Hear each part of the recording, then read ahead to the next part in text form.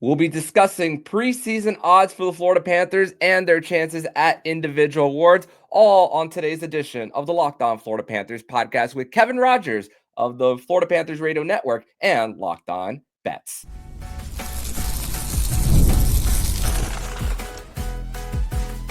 You're Locked On Panthers, your daily podcast on the Florida Panthers. Part of the Locked On Podcast Network, your team every day. And welcome into this Thursday, August 14th edition of the Locked On Florida Panthers podcast, part of the Locked On Podcast Network, where it is your team every day. Thank you for making the Locked On Florida Panthers podcast your first listen of the day. I'm Armando Velez from the Hockey News. If you follow me on X at MondoMan12, that is Kevin Rogers here from the Florida Panthers Radio Network and of Locked On Bets. And you could follow him on X at Rogers Picks. Today's episode is brought to you by FanDuel. Football season is around the corner. Visit the FanDuel app today and start planning your future bets now. Shout out to the everydayers who come back here and get your daily Florida Panthers fix, especially on today's special edition of the show where we have someone from the Locked On family also involved with the Florida Panthers. It's crazy now, Kevin, because it's multiple guys now from the radio network who are now part of Locked On You, along with Alex Dono, also host of Locked On Canes. So welcome to the network, my friend. Armando, thank you. It's been good. We started at the end of June, myself and Lee Sterling, and just kind of resuscitating Locked On Bets. I didn't host it the first time around. The previous host, he had other obligations, so Lee asked me to step in. And that also was just a podcast. Now it's podcast and YouTube, so you got to see our faces every day. But it's been really good. It's been a good time to kind of get into the flow when it's a dead time.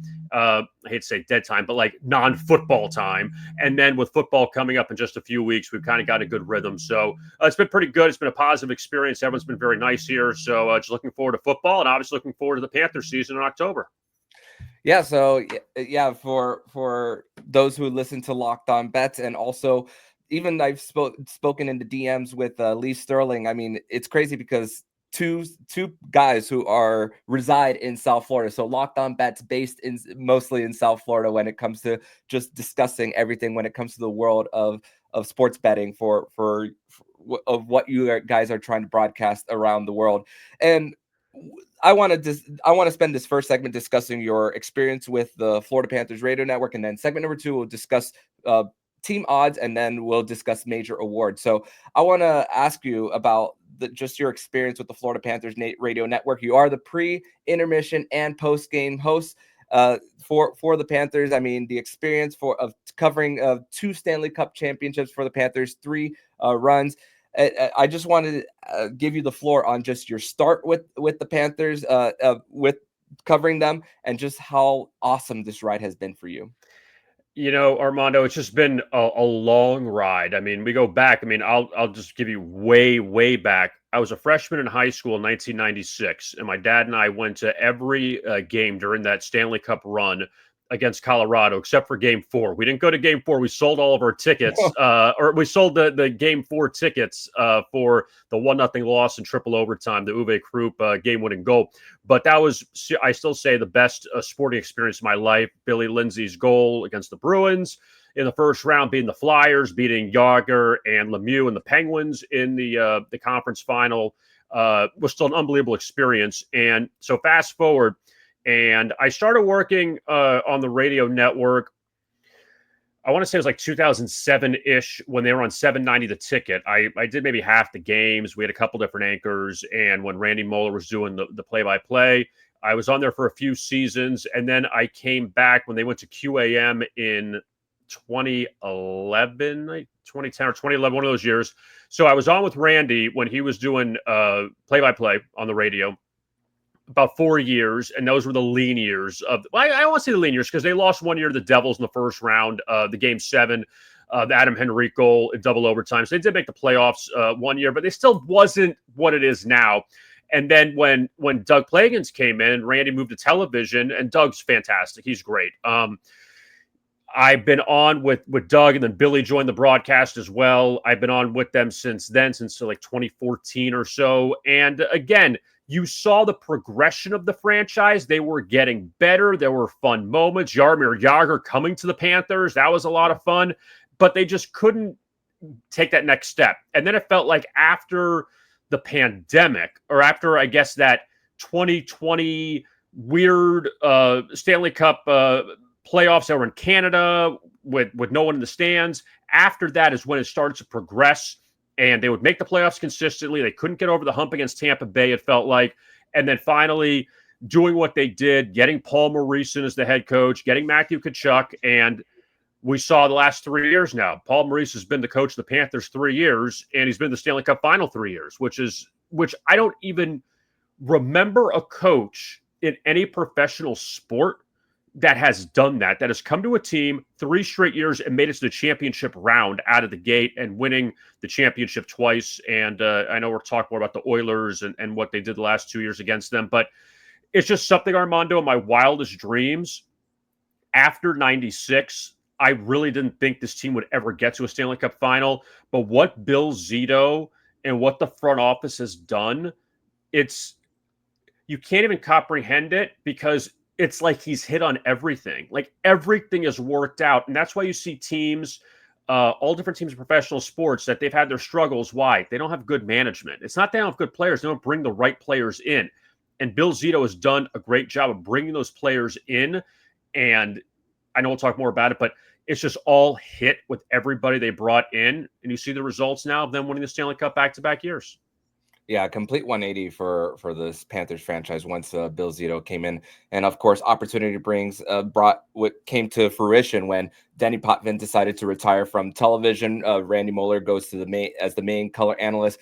Bill Lindsay moves to the radio, so helps with. And Randy has such a big influence when it comes to just the overall operation, when it comes to the media side of things for the team. So credit to him after so many years of doing play-by-play and being an analyst at the same time, now having a guy in Doug Blagans being the main play-by-play, and also a separate guy to be the analyst in Bill Lindsay. So not a lot of public recognition has been given to Randy Moeller on what he's done. But I also want to ask you, before we transition to segment number 2, I want you to discuss with the listeners how covering the sports in general, not just hockey, has changed since the pandemic. Now that it's our new normal versus what it was prior to COVID. Well, look, I'll use this floor to be honest with you, Armando, that I do a lot more of my broadcast from home now because of the pandemic. What's funny is the conversation we had before the 2021 season, when the season started in late January, because they pushed everything back because the Stanley Cup and all that was later in 2020. And we had talked about that you can do it from home because it's so difficult to go to the arena and all that. And for me, it's been a life changer. It really has been a lot easier for me, for my own personal life, to do the games from home. And also, you're watching the game on TV I'm going to go through Bally's to FanDuel to now Script Sports, because they moved around a lot, but you watch Goldie and you watch Randy on TV, and and then you come in and you do what you need to do with the with the network anchoring. But it's been really good, and it's just like you said, it's just what it is now, and it's accepted. It's like this, like you and I even here. It would be before the pandemic, you'd have to go to a studio to tape this. You couldn't just do this from home. That now everyone on Locked On, you could just do it from home. You have a camera, you have a microphone, and you know what? Everybody's fine with it. Everybody's okay with it. As long as it sounds good and looks good, then it's fine. So really, I think it's been a huge benefit. I mean, obviously COVID wasn't great for us, but the one thing that came out of it that was good is people can do things from home and it still sounds the same. And yet you could be more flexible and not have to be, go to a studio. I'll tell you really quick that there were times, because I know Doug didn't travel with the team. It was like 20, I've lost track of time now, 21, 22, whatever it was, where Doug would have to do the broadcast from Amerant Bank Arena. And there were times I would go there with him and it's like an empty building, but yet you're doing the play-by-play there at the building with a huge monitor. It was insane. Like, that was kind of the craziest thing. And then Doug was able to travel again, which obviously made it better with him being, in the opposing team's arenas. But just have that experience, like, wow, like, this is surreal, that this is like something weird. I'll tell you one quick story. We did, there was a game the Panthers played, I think it was the Bruins, I want to say, in Boston a few years ago. We were at Amerant Bank Arena. There was a country concert going on in the arena while Doug was doing the play-by-play. Wow. Because he was there, and obviously he wouldn't be there. He'd be on the road with the team if it was normal times. Because he wasn't traveling, he had to do it from the arena. And there was a country, I think it was Luke Combs was here, and he did and there was a country concert there, and you're kind of like, it was just like, it was different time. If you've like lived through that 20 through 21, 22, it just was a different world. But thankfully, everything has gone back to normal, and it's all good. But it was an experience, definitely. Thankfully, those microphones that he wears, the headset doesn't have a big range, so it just catches his voice. So even in my experience being in the press box in Tampa and Doug and Billy doing play-by-play there in person, I'm literally a few seats behind them. And if I were to just say something out loud, that microphone does not catch it. So that's the great thing about it. And also, Alex Dono was telling me that doing this on StreamYard from home, it's just like you and I, except the director producer has his mic muted, is counting the seconds of going to commercial. So it's kind of cool of how radio broadcasts are these days. But we're going to transition over to segment number 2, where we're going to discuss. We're going to now go into the gambling section when it comes to the Florida Panthers and the NHL as a whole. So stick right here as we'll discuss that more next here on the Locked On Florida Panthers podcast. Today's episode is brought to you by FanDuel. And August 26th is officially FanDuel Futures Day, a brand new holiday for football fans who live for bold predictions and preseason hunches. For just 24 hours, FanDuel is giving you deals on NFL season predictions. So whether you're calling your MVP, eyeing a long shot division winner, or ready to crown your Super Bowl champ before week 1 even kicks off, this is your moment. So there might be some MVPs that you might be eyeing on, maybe like a Lamar Jackson or a Josh Allen to win back-to-back. And who knows, is there going to be a Super Bowl rematch between the Kansas City Chiefs and the Philadelphia Eagles? Will the Chiefs be able to avenge their loss from the season before? And you could sprinkle in division winners. Maybe put the Miami Dolphins there, even though their chances aren't necessarily the best on winning the division. So visit the FanDuel app today and start planning your future bets now, because Futures Day is one day and one day only. FanDuel, play your game.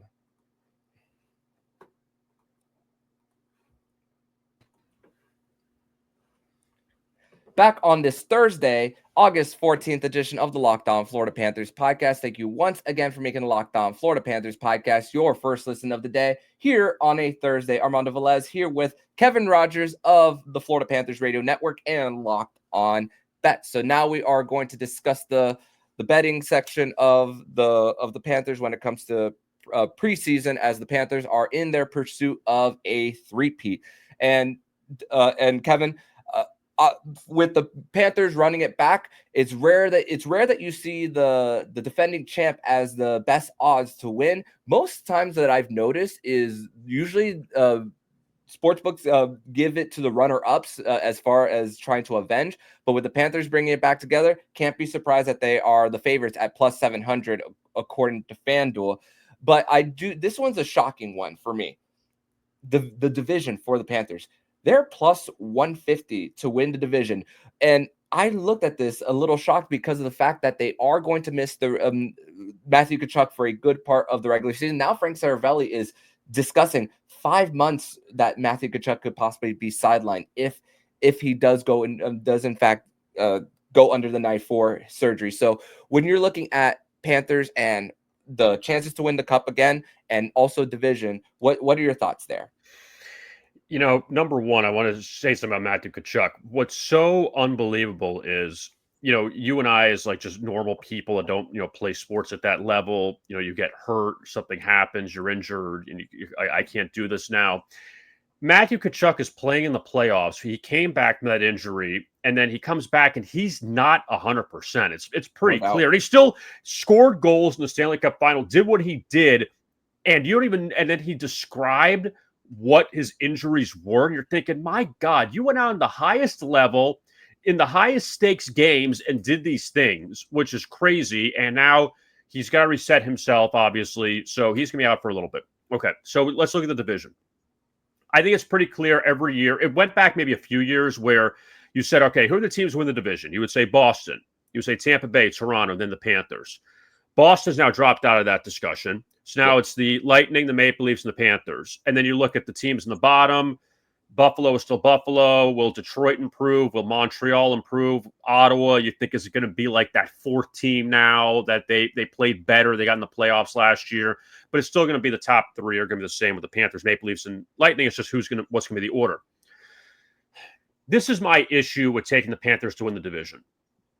Is we saw when Matthew Tkachuk was out last year, how things kind of dipped a little bit over the final few months of the season, and they were in first, and then they were in second, and then all of a sudden Toronto played as well as they did, and then kind of steamrolled both the Lightning and the Panthers to jump into first place.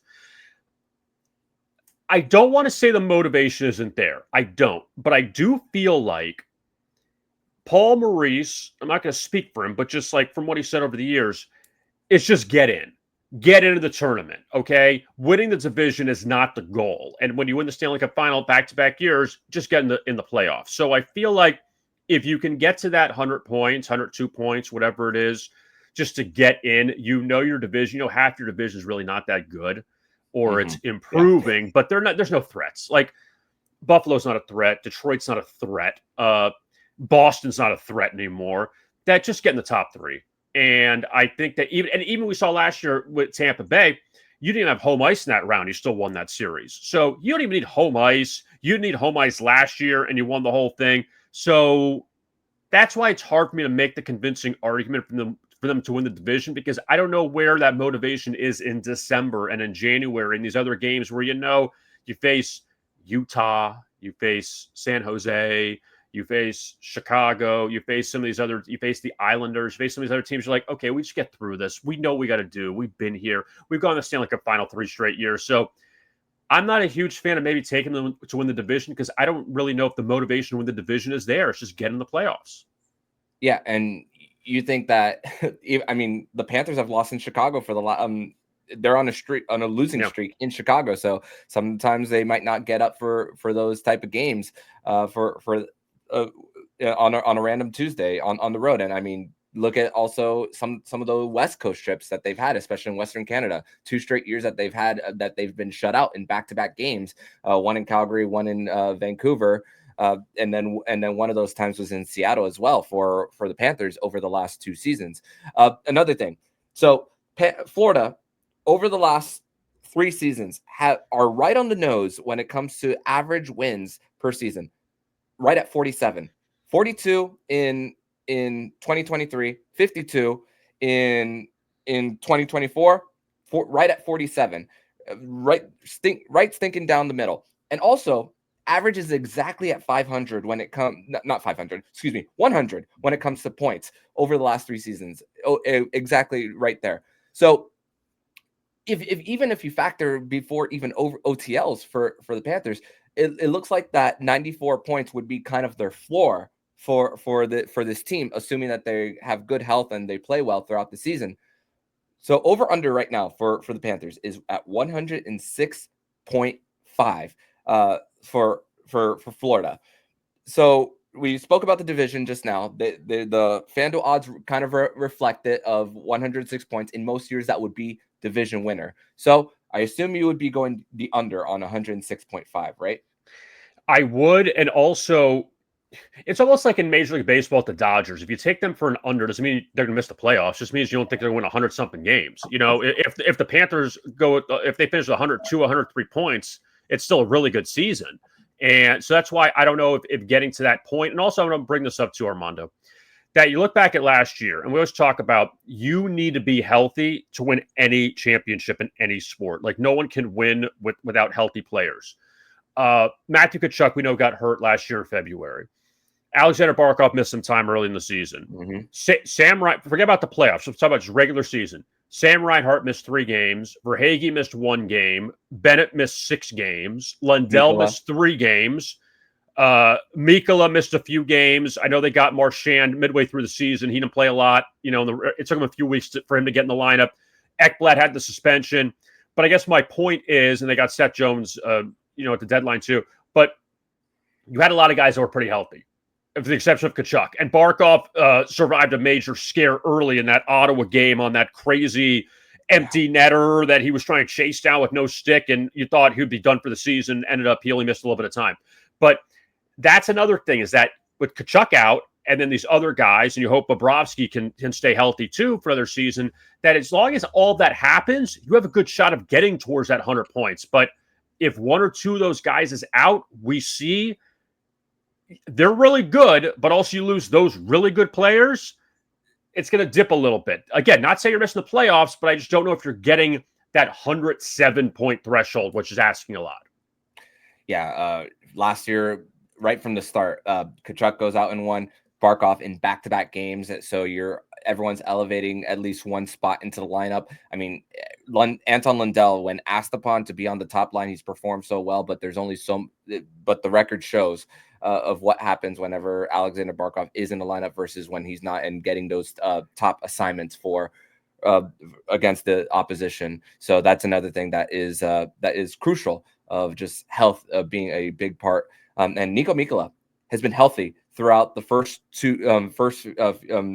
season with the Panthers. Last year, he missed about a 2-week stretch, so guys had to elevate up in the lineup at certain points in the season. But we're going to transition over to segment number 3, where we're going to discuss safe bets, Selke, chances, Vezina, Jim Gregory, and Kevin's "I told you so" of where not to go in segment number 3. We'll discuss that next here on the Locked On Florida Panthers podcast. Segment 3 here on this Thursday, August 14th edition of the Locked On Florida Panthers podcast. Thank you once again for making the Locked On Florida Panthers podcast your first listen of the day. Armando Velez here with Kevin Rogers of the Florida Panthers Radio Network and Locked On Bets here on the show. So, Kevin, here's a few odds that I want to discuss, especially related to Sam Reinhart.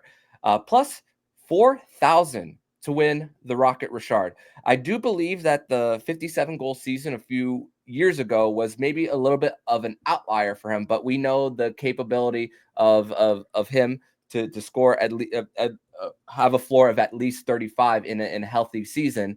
But when it comes to Sam Reinhart and the chances to win the Rocket Richard, which right now tied for 13th in best odds when it comes to his chances, and also plus 700 to win the Selke. Right now, Barkov is at minus 115, and the votes weren't even close there for Reinhardt's chances. And he even said in a press conference, I want to win. I want him to not win because he's had enough. So just a little bit of comedy there. But when you look at Sam Reinhardt's chances for Rocket Richard and Selke, where are you on those? I can't do it with Reinhart. I mean, I'll tell you why. You mentioned it with 57 goals 2 years ago. Austin Matthews of the Maple Leafs had 69. It was just an insane season. And you say, I score 57, I still came and be the top goal scorer in the league. And that was the year that Zach Hyman of the Oilers had 54, Nathan McKinnon had 51 for the Avalanche. So, that was a tough one where you had all these 50-goal scorers. Where last year, when you look at what you'd have Austin Matthews with that crazy season, it was Leon Draisaitl 52, and no one else had more than 45.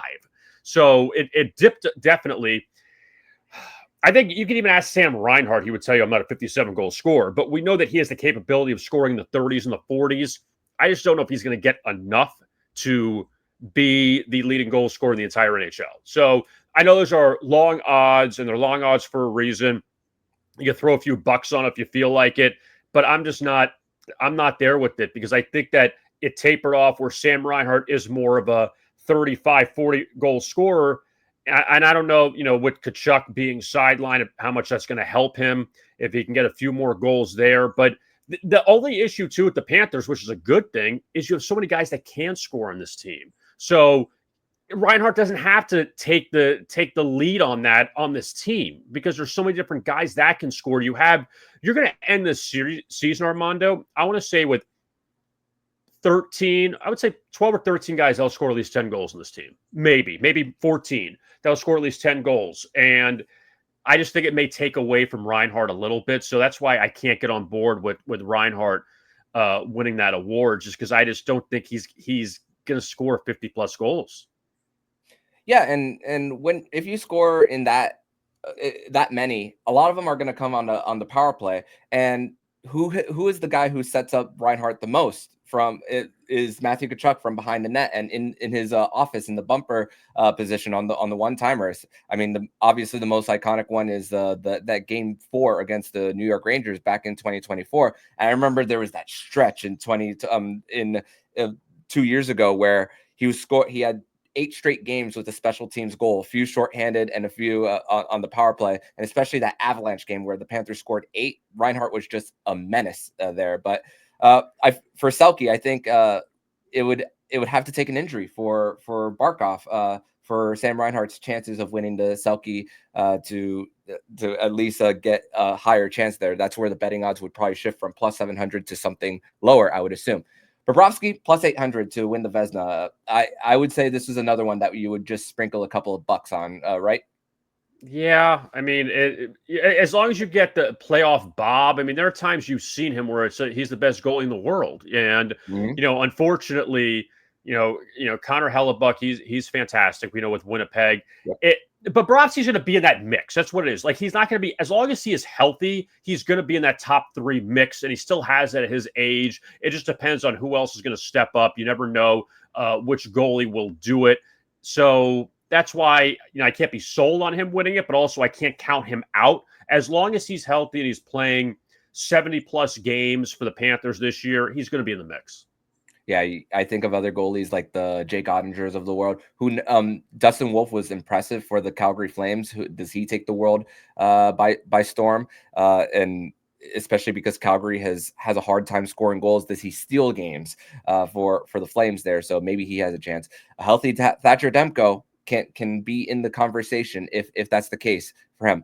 All right, Bill Zito has not won the Jim Gregory, and we feel like that it's been deserved for so many years. Jim Nill has won it for 3 years in a row. Plus 350, the best odds to win the Jim Gregory. And obviously the voting has a lot, and the timing of the votes has a big influence for how these general managers are viewed. And I feel that, and I said it earlier in the summer, this is going to be kind of like the Leonardo DiCaprio treatment for Bill Zito. It took a long time for Leo to win an Oscar. I feel like this is going to be, even if it's not Bill Zito's best deadline, which I don't know what moves he can make outside of clearing some cap when Matthew Tkachuk is healthy, because they're not going to have a lot of money in order to bring guys in for them. But where do you see Bill Zito in those plus 350 odds when it comes to winning the Jim Gregory?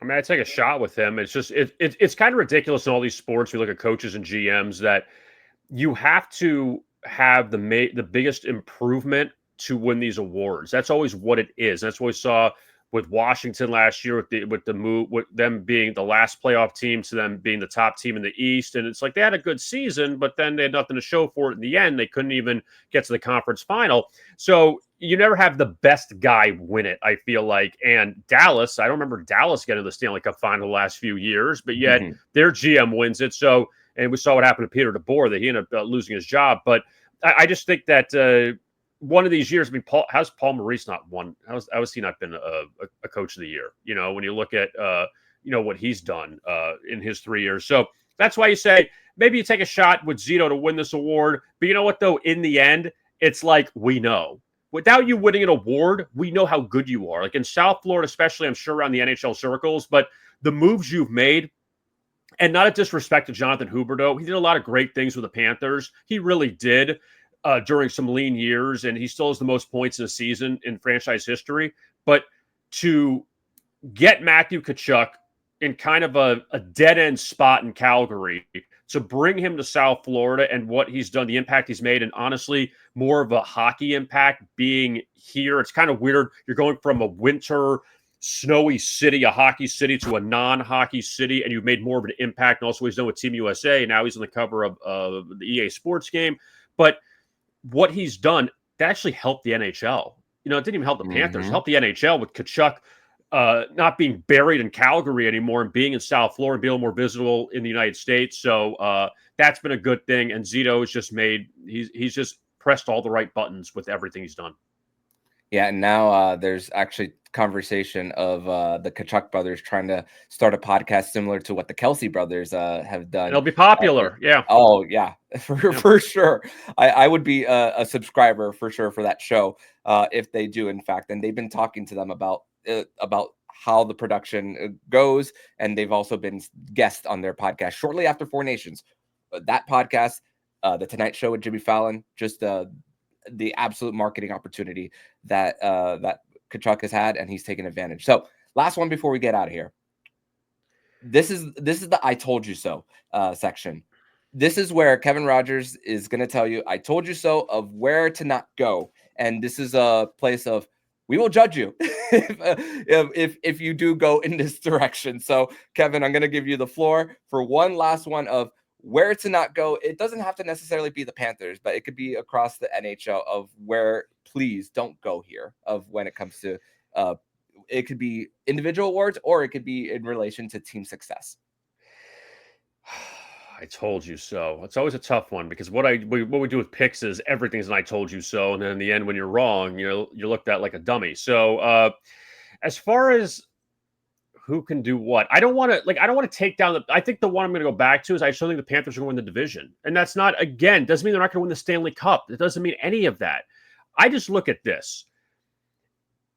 And this sounds so weird to say this on a Locked On Panthers, Panther-centric broadcast. What they've done the last 3 years, and especially last 2 years winning the Stanley Cup, it's so special that it's like if they never win again, in my estimation, it doesn't matter. They've made it to the top, and I never, ever, ever thought in South Florida, when the Dolphins dominate everything, and they haven't done anything in 40 years, the Heat, who had their run with LeBron and Wade and Bosch, and they've kind of tapered off a little bit. The Marlins have played better this year, but still, we know they're not one of the top teams in South Florida. And you have the Panthers, who kind of just were there for so long. They were living off 96 for so long. And now they've made it into a new era, into this dynasty in South Florida. I'm taking away like Miami Hurricanes football, like pro teams. That what the Dolphins did in the early 70s, that's great, but that was the early 70s. That's so long ago. What the Heat did, yeah, that's now 15 years ago with LeBron and Wade and Bosch. That in this era, to go to the Stanley Cup final is so difficult to go once and then to go twice and to go 3 times and win it twice and to beat the top player in the world, Connor McDavid. It's so impressive that if nothing ever happens again for this team, I'm fine with it. Like I just, what they've done is so impressive. They win it again, that's great. But just having hockey be relevant in South Florida, I think is so fantastic, and what they were able to do and to make it to the top twice in a row, I just think it's great. I think it's so great for this franchise and for South Florida. So I guess with all that being said, I don't know if they're going to win the division, but if you hold me to that, I told you so, and I lose, fine. I lost on that one. Yeah. And everything from here on out for what the Panthers do is going to be gravy. And thankfully, they still have the window that is there over these next few years that all you need is a chance. That's all you want to give yourself in these last few years. And hey, if it's 3 championships in 5 years, even if it's not exactly a three-peat, a lot of Panther fans will take that as long as you can add one more to the mix. And like I said, gravy for this region. But Kevin, I want to thank you so much for joining me on today's edition of the Locked On Florida Panthers podcast. Tell everybody where they can follow you and your work online, my friend. At Rogers Picks on X, and also the Locked On Bets podcast. We appreciate the crossover here, so it's good. And myself and Lee Sterling do that show Monday to Friday, and obviously it's going to pick up more with football. Preseason's underway, but in the regular season, NFL and college coming up. So Locked On Bets, you can find us on YouTube and on your favorite audio platform. Awesome. Thank you so much, Kevin, and see you at the arena very soon, my friend. Thank you, Armando. Appreciate it. And if you like what you're hearing, please subscribe to the podcast to be notified every single time the Locked On Florida Panthers podcast jumps into your podcast feed. Don't forget to also subscribe to the other shows on the Locked On NHL network, including Locked On NHL, Locked On Fantasy Hockey, Flip Livingstone and Stu Roden, and Locked On NHL Prospects, and Locked On Bets. Thank you for making the Locked On Florida Panthers podcast your first listen of the day. So I'm Armando Velez with Kevin Rogers, and you've been listening to Locked On Florida Panthers podcast, part of the Locked On Podcast Network. We're your team every day.